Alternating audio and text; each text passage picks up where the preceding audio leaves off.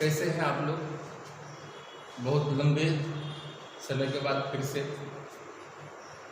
Online class के through आप लोग के साथ आना पड़ा। लॉकडाउन होते होते लगभग 6 महीना बीत चुका है।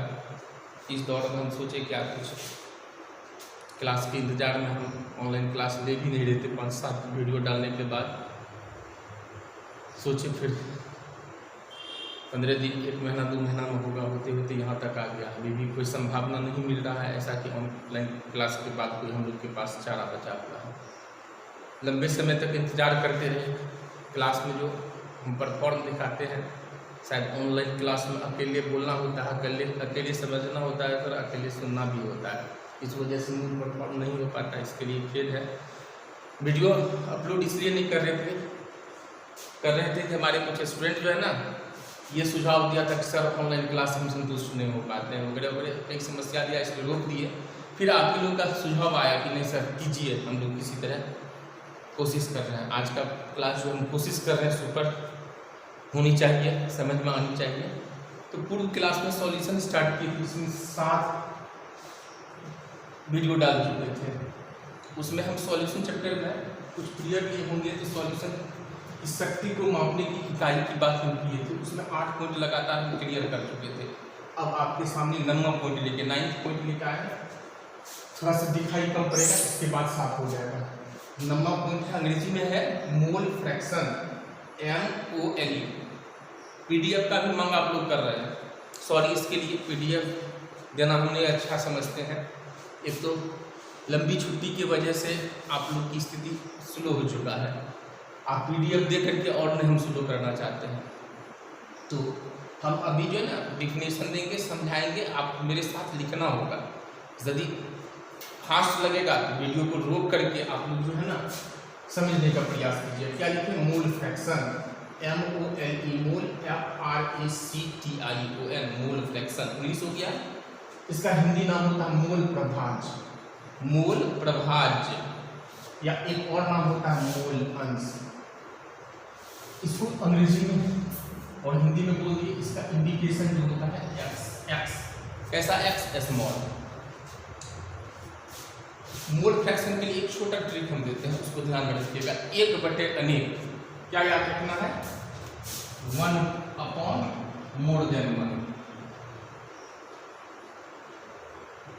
इसका क्या अर्थ हुआ? जैसे एक बैच में कोई टीचर क्लास दे रहा है, सपोज दैट उसमें 50 स्टूडेंट, 50 स्टूडेंट है। इसमें 1 2 3 50 हो गया। उसमें किसी का नाम राम है, सोहन है, ऋषु है, रौनक है, राजू है। इस तरह से कई विद्यार्थी का अलग अलग नाम हुआ करता है। जैसे सपोज दैट रौनक का आपको मोल अंश निकालना है, तो रौनक की सभी वैल्यू को, इसका डिमेरिट मेरिट सब वैल्यू को ऊपर रख दीजिए। उस कैंपस में 50 स्टूडेंट है, उसके टोटल के अच्छाई और खराबी को नीचे रख दीजिए। जिसका निकालना होता है उसको ऊपर रखना है। टोटल आबादी के मान को क्या करना होता है? नीचे रखना होता है। अब देखिए, इसको हम विषय सूची से जोड़ देते हैं। ध्यान दीजिएगा। जैसे एक सॉल्यूशन के निर्माण में पूर्व में बताया है सॉल्यूट और सॉल्वेंट भाग लेता है। जैसे हमको सॉल्यूट का निकालना है तो सॉल्यूट को ऊपर देना है, अब बटे अनेक। अनेक में 2 है, सॉल्यूट प्लस क्या हो जाएगा? सॉल्वेंट। पढ़िए ना। जैसे इसी तरह से एक और उदाहरण है, सॉल्यूट को छोड़ देते हैं, सॉल्वेंट को निकालते हैं। तो सॉल्वेंट के मान को क्या करना है? ऊपर देना है। सॉल्यूट प्लस सॉल्वेंट को क्या करना है? नीचे लिखना है। हर हाल में बिलियन में जो घटक कण होते हैं, अवयवी कण होते हैं, सभी कण के मान को नीचे रखना है। जिसका निकालना होता है ऊपर लिखना होता है। इस आधार पर इसका डिफिनेशन कैसे हो जाएगा? हम लोग कैसे इसको तैयार करेंगे? किसी बिलियन में उपस्थित, इसको हम स्लो बोल रहे हैं, कई बार रिपीट करेंगे। क्या हो जाएगा? किसी बिलियन में उपस्थित एक घटक कण, लिख रहे हैं ना, किसी बिलियन में उपस्थित एक घटक कण का मोल अंश तथा बिलियन के कुल घटक कण के मोल अंश तथा बिलियन के कुल घटक कण के मोल अंश के अनुपात को मोल फ्रैक्शन कहते हैं। इसे स्मॉल एक्स चिन्ह दीजिएगा। इसे एक्स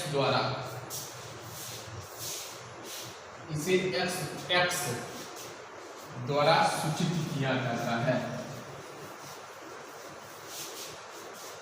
ठीक है ना। अब इस आधार पर इसका हम डेरिवेशन रख रहे हैं। आप लोग पहले डेरिवेशन को बोर्ड पर जो हम बता रहे थे उसको देख लीजिएगा, अपने रफ कॉपी पर उसको ड्राइव करके तब फेयर में डालिएगा। क्या हो जाएगा? मूल अंश बराबर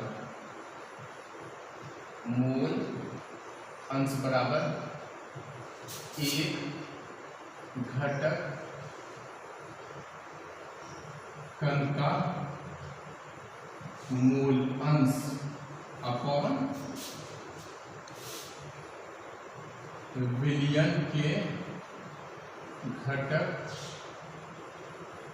कण का मूल अंश दे देना है। मूल एक बार डेफिनेशन को रिपीट कर देते हैं। किसी विलयन में उपस्थित एक घटक का मोल अंश जो दिए थे मोल कर दीजिएगा।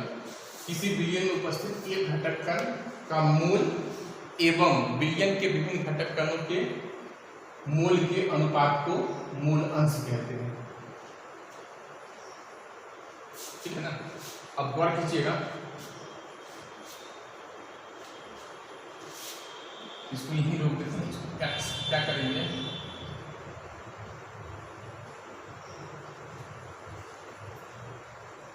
फॉर सॉल्वेंट,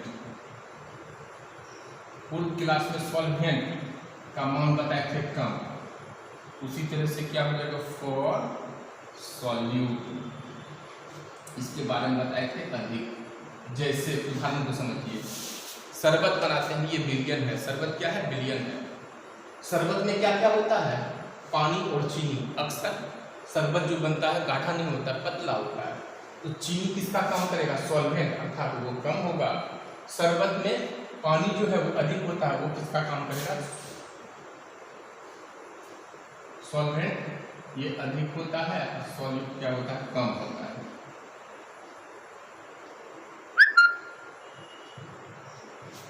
तो सॉल्वेंट बराबर पानी जो कि मात्रा में अधिक होता है, सॉल्यूट बराबर चीनी जो मात्रा में क्या होता है? कम होता है ना। एक ट्रिक फिर याद रखिएगा, अधिक वाला को कैपिटल से इंडिकेट करेंगे, कम वाला को स्मॉल से इंडिकेट करेंगे। यदि सॉल्वेंट है ना, विलायक की मात्रा, अक्सर मात्रा को W से इंडिकेट करते हैं। रेट होता है बड़ी W, और आणविक द्रव्यमान, आणविक द्रव्यमान को M से इंडिकेट करते हैं। यहाँ अधिक है इसलिए कैपिटल, इसको अच्छा से याद रखिएगा, आगे भी हम लोग को काम देगा। अधिक है तो कैपिटल का इंडिकेट किए हैं स्मॉल है। उसी तरह से अब आते हैं कहाँ? सॉल्यूट पर। यदि सॉल्यूट की मात्रा में किसका इंडिकेट करें? स्मॉल का, चूंकि कम है, और आणविक द्रव्यमान में स्मॉल m का इस्तेमाल करेंगे। हो गया ना। याद कीजिए, मोल बराबर बताए थे, मोल बराबर W/m, पूर्व क्लास में देख लीजिएगा। तो इसलिए हम लोग विलायक सॉल्वेंट का मोल निकाल देते हैं। मोल बराबर क्या होगा? Capital W by capital M। इसी तरह से यहाँ इसका मोल निकल जाएगा। मोल बराबर क्या होता है? स्मॉल w बटी स्मॉल m। याद रखोगे ना। अब देख लेते हैं,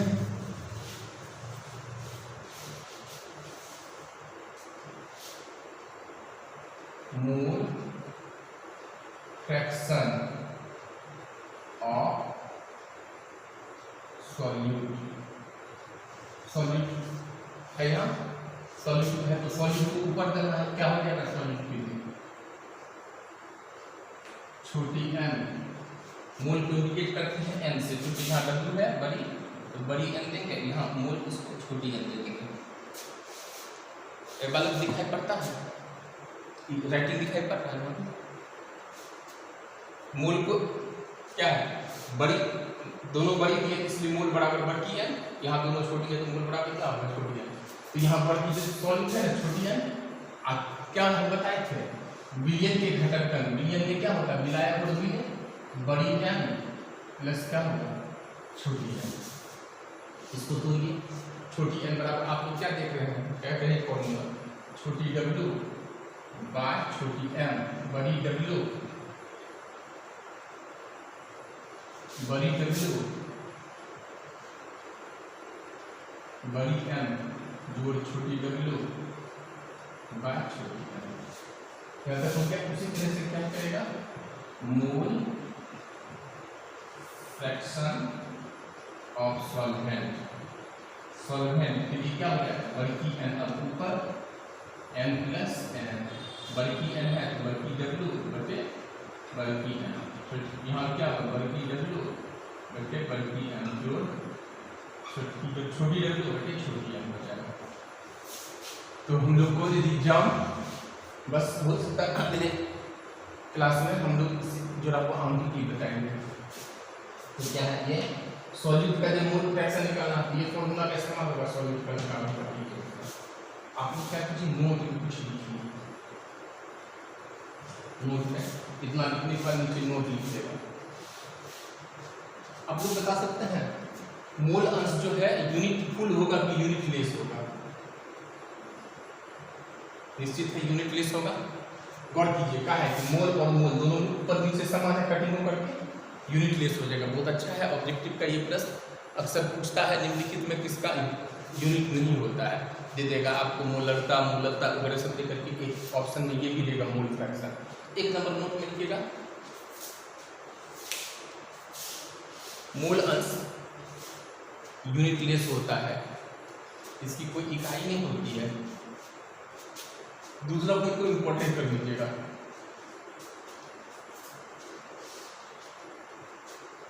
विभिन्न घटक कणों का मूल अंश, विभिन्न घटक कणों के मूल अंश, विभिन्न घटक कणों के मूल अंश का योग, विभिन्न घटक कणों के मूल अंश का योग 1 के बराबर होता है। कितना लिख लिए होंगे, इतना लिख लिए ना। अब इससे जुड़ा हुआ कुछ बात लिखेंगे, सॉल्यूशन बराबर क्या होता है, सॉल्वेंट प्लस सॉल्यूट होता है। क्या हो जाएगा, सॉल्वेंट प्लस सॉल्यूट। ये कहाँ से आया, सूत्र से, परिभाषा से, परिभाषा से। सॉल्यूट प्लस सॉल्वेंट बराबर दोनों का योग कितना हो जाएगा, एक सॉल्यूट के सॉल्वेंट के मूल अंश को बड़ी एन प्लस क्या होगा सॉल्वेंट बराबर बड़ी एन, सॉल्यूट बराबर छोटी एन बराबर कितना हो जाएगा 1। अब और किसी एन का वैल्यू फॉर्मूला अब जान लेंगे क्या होता है, बड़ी एन बोलिए, बड़ी डब्ल्यू बाय बड़ी एन जोड़ छोटी डब्ल्यू बाय छोटी एन बराबर कितना हो जाएगा 1। इसलिए हम लिख सकते हैं बड़ी डब्ल्यू बटे बड़ी एन बराबर 1 माइनस छोटी डब्ल्यू बाय छोटी एन। यहाँ एक कर देते हैं घटक कण, यदि 2 घटक कण है तो इसका मूल अंश क्या हो जाएगा, n1 प्लस n2, और करके लिख सकते हैं n1 बराबर n2 माइनस x। अच्छा ये फॉर्मूला मुझे काम देगा, आंकी की बनाने के लिए फॉर्मूला काम देगा।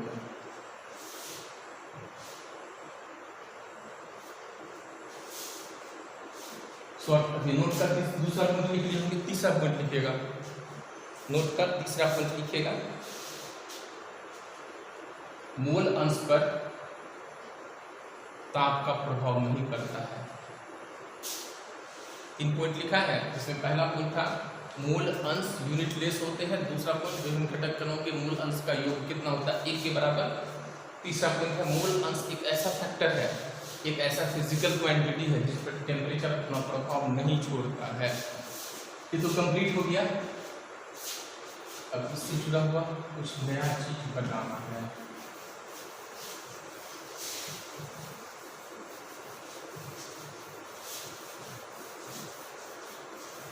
क्लास है, शिक्षक है, लेकिन आप लोग नहीं हैं।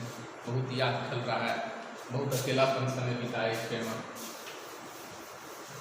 एक समय था यही कैंपस में हंसाई भी करते थे, पिटाई भी करते थे, छुट्टी ले लेते थे, देखते देखते कोर्स खत्म करके अलविदा भी कह देते थे। लेकिन ऐसा समय आ गया, नेचर का एक अभिशाप हुआ। नेचर ऐसा बेईमानी किया जो सबको एक दूसरे से कुछ क्षण के लिए दूर कर दिया। कैंपस बोर्ड सब याद दिलाता है आप लोगों को।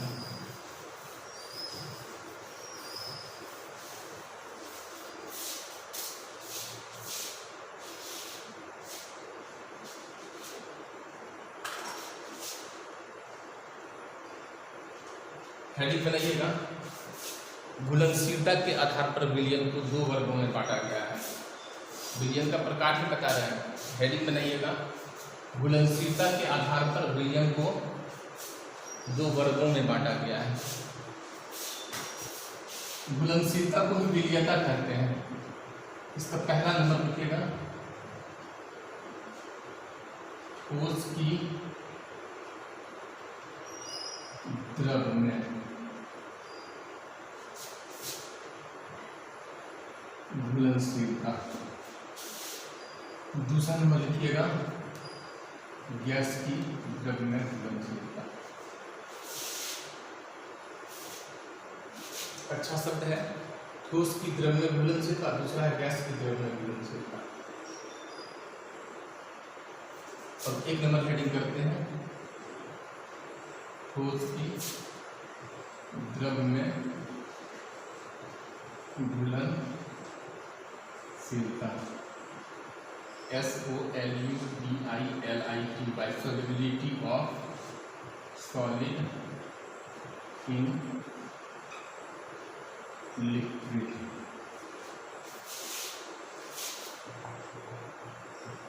solubility of solid in liquid, ये हेडिंग को पढ़ के समझिए। तो ठोस की द्रव में घुलनशीलता बताइए। तो यहाँ ठोस है, द्रव है, दोनों में अधिक कौन होगा? ठोस घुल रहा है द्रव में, तो ये क्या होगा, अधिक होगा, मीन्स द्रव अधिक होगा। और सॉलिड क्या होगा, कम होगा। जब ये अधिक हो गया, ये सॉल्वेंट हो जाएगा। ये क्या हो गया, सॉल्वेंट। और ये क्या होगा, SOLUT, सॉल्वेंट। क्योंकि ये कम है, सबसे ही पता चलता है, और ये क्या है, अधिक है। हो गया ना? इसका तो परिभाषा क्लियर हो गया। वैसा विलयन जिसमें सॉल्वेंट अधिक होते हैं और सॉल्यूट कम होते हैं। वैसा विलयन जिसमें सॉल्वेंट अधिक होते हैं और सॉल्यूट कम होते हैं, उसे ठोस की द्रव में घुलनशीलता कहते हैं। उसे ठोस की द्रव में घुलनशीलता कहते हैं। देखिए, अक्सर हम लोग को धारणा होता है कि विलयन यदि सब जाने तो पानी ही होगा। ये धारणा को हम लोग को रखना नहीं है, ये गलत धारणा है। विलयन पानी से तो बनता ही है, इसके अतिरिक्त जो है ना, इसमें अल्कोहल, बेंजीन वगैरह सबसे भी विलयन बनता है। इतना हो गया ना। इसके बाद नीचे नोट में एक शब्द के लिए अहम चीज है, विलयन के 2 इसमें प्रकार, इस पार्ट्स का 2 प्रकार होता है। एक होता है जलीय विलयन, एक होता है निर्जलीय विलयन। इसको नोट में अपने से लिख लीजिएगा, हम इसे बोल देते हैं। देखिए, जलीय विलयन क्या है, बहुत आसानी से समझ जाइएगा। ऐसा विलयन जिसमें पानी हो तो वो क्या होगा, सॉल्वेंट होगा। जलीय विलयन क्या हुआ, ऐसा विलयन जिसमें पानी ही हो, पानी से बनने वाला विलयन जलीय विलयन। और ऐसा कुछ विलयन होता है जिसमें पानी नहीं होता, उसको कहते हैं निर्जलीय विलयन। तो ये किसका उदाहरण हो जाएगा, जलीय बराबर जल जिसमें होगा, निर्जलीय बराबर विलयन में जल नहीं होता है। नोट में लिख लीजिएगा, जानकारी ख्याल से जरूरी है, एग्जाम तो नहीं उतना जरूरी है एग्जाम के लिए। जलीय विलयन वो होते हैं, जलीय विलयन क्या है, जिसके निर्माण में पानी अनिवार्य से होता है। निर्जलीय विलयन कौन होते हैं, जिसके निर्माण में पानी की कोई भूमिका नहीं होती है। एक चीज और देखिएगा,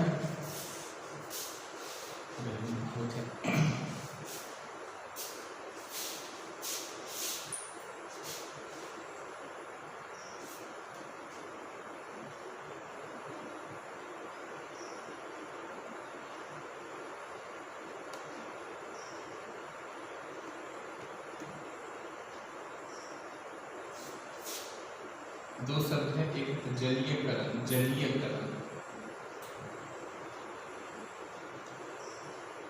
एक होता है रवाकरण। सब नोटे लीजिएगा, नोट में पहला नंबर क्या, जलीय विलयन क्या है, ऐसे विलयन जिसके निर्माण में जल की उपस्थिति जरूरी होती है या सॉल्वेंट जल का काम करता है। दूसरा नंबर लिखिएगा, निर्जलीय विलयन, ऐसा विलयन जिसमें जल भाग नहीं लेते हैं, ऐसा विलयन जिसमें सॉल्वेंट के रूप में जल का प्रयोग नहीं करते हैं, उसे निर्जलीय विलयन करते हैं। अब फिर नोट का अगला नंबर लिखिएगा, तीसरा नंबर विलायकीकरण, विलाय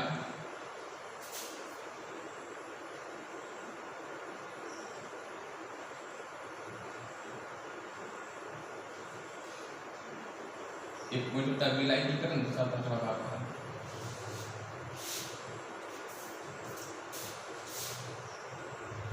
इसका DISSO डिसॉल्यूशन, इसका होता है क्रिस्टलाइजेशन।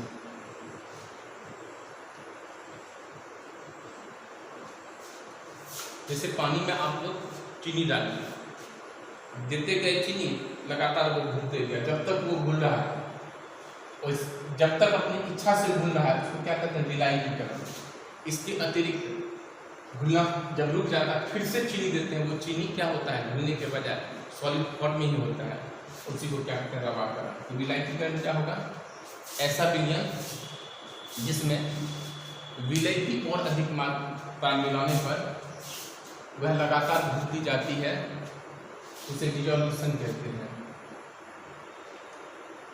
रवाकरण क्या होता है, ऐसा विलयन जिसमें विलय की और अधिक मात्रा मिलाने पर वह घुलने के बजाय ठोस रूप में एकत्रित होती जाती है, उसे रवाकरण कहते हैं। नीचे अब हेडिंग दीजिएगा, ठोस की द्रव में घुलनशीलता को प्रभावित करने वाला कारक। ठोस की द्रव में घुलनशीलता को प्रभावित करने वाले कारक, सबसे पहला कारक क्या होता है, ताप, जिसको अंग्रेजी में कहते हैं टेम्परेचर। गौर कीजिएगा, जैसे ठंडा पानी में चीनी को घुलाइए और गर्म पानी में घुलाइए, दोनों में फर्क आता है। ठंडा पानी में क्या होता है, धीरे घुलता है, लेकिन गर्म पानी में क्या होता है, तेजी से घुलता है। इसका अर्थ क्या होगा, ताप का मान बढ़ने पर विलय की विलयकता बढ़ती है। एक वैज्ञानिक है ले सातिये, इस वैज्ञानिक का कहना है वह विलयन जो उष्माक्षेपी होता है, जिस विलयन को बनाने में उष्मा निकलता है, मीन्स ठंडा होता है। देखिए कि विलयन अक्सर दो रूप लेता है, कुछ विलयन ऐसा बनाते हैं जिसको बनाने के बाद गर्म लगेगा विलयन, और कुछ ऐसे विलयन होते हैं जिसको बनाने के बाद गर्म के बजाय ठंडा लगता है। जैसे पानी में ग्लूकोज को मिलाइए, ग्लूकोज ठंडा होता है, इसका अर्थ है उष्मा निकल रहा है, तब तो विलयन ठंडा हो रहा है। और जैसे चूना और पानी को मिलाइए, वो विलयन गर्म हो जाएगा, मैंने उष्मा ले रहा है, तो उष्माक्षेपी बराबर ठंडा विलयन होगा, उष्माशोषी बराबर क्या हो जाएगा, गर्म विलयन। तो ठंडा विलयन में क्या है, ताप का, उष्माक्षेपी विलयन में ताप का मान बढ़ाइएगा तो ये पॉजिटिव रिजल्ट देगा, घुलनशीलता 10 बढ़ेगा। तो इसका लिटरेचर क्या होगा, किसी भी विलयन में ताप का प्रभाव सार्थक रूपों में दर्शाती है। ले सातिये सिद्धांत के अनुसार जो विलयन उष्माक्षेपी के जो विलयन ऊष्माक्षेपी स्वभाव के होते हैं उसमें ताप बढ़ाने से घुलनशीलता दर बढ़ती है।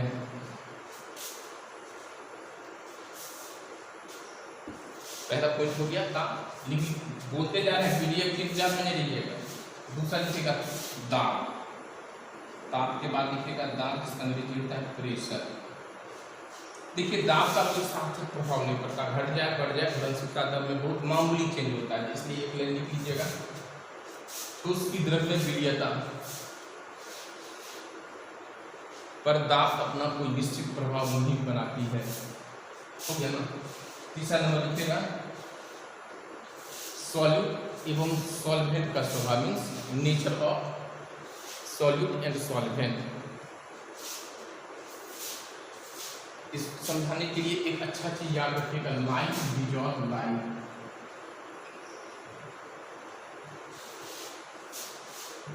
इस पर कल समय देते हैं, कल इस पर अंक की बताइए, क्लास में ही रोक रहे हैं।